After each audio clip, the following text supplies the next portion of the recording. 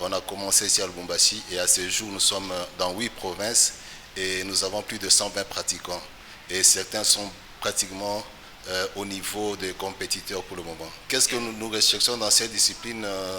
Ouais, c'est le tennis qui est pratiqué par des personnes en situation de handicap, surtout s'ils sont des handicapés moteurs.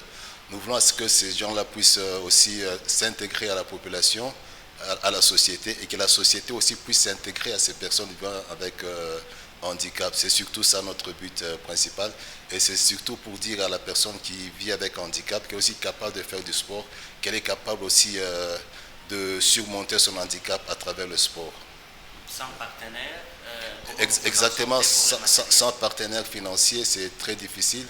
Le matériel, je suis le seul partenaire pratiquement financier et c'est trop coûteux, c'est très difficile.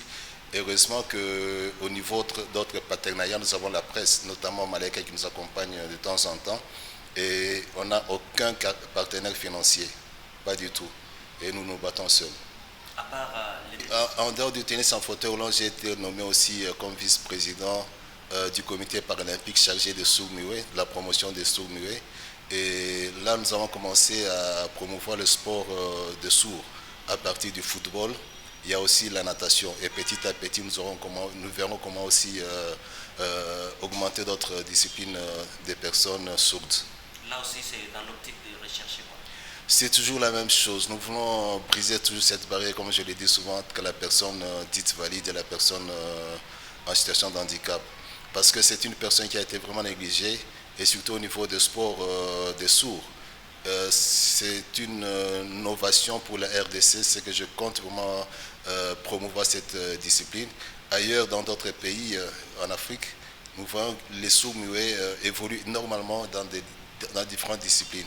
Et notre souhait et notre souci aussi, c'est celui de voir les personnes sourdes pratiquer le sport comme les personnes valides. Dans les jours à venir, nous prévoyons organiser un tournoi de football ici à Lubumbashi du 9 au 11 décembre. Et ce tournoi, il y aura de football pour les sourds. Ça sera une première qui sera organisée ici à Lubumbashi du 9 au 11. Et du 16 au 17, ça sera à Kolwezi. En prélude, bien sûr, du grand match qui sera organisé en Zambie, parce que nous sommes invités en Zambie. Nous devons jouer contre, quand je dis nous, c'est l'équipe de sourds-muets, nous devons jouer contre l'équipe nationale zambienne de sourds-muets. Nous voulons simplement demander à la population de suivre aussi nos pas, de ne pas laisser la personne en situation de handicap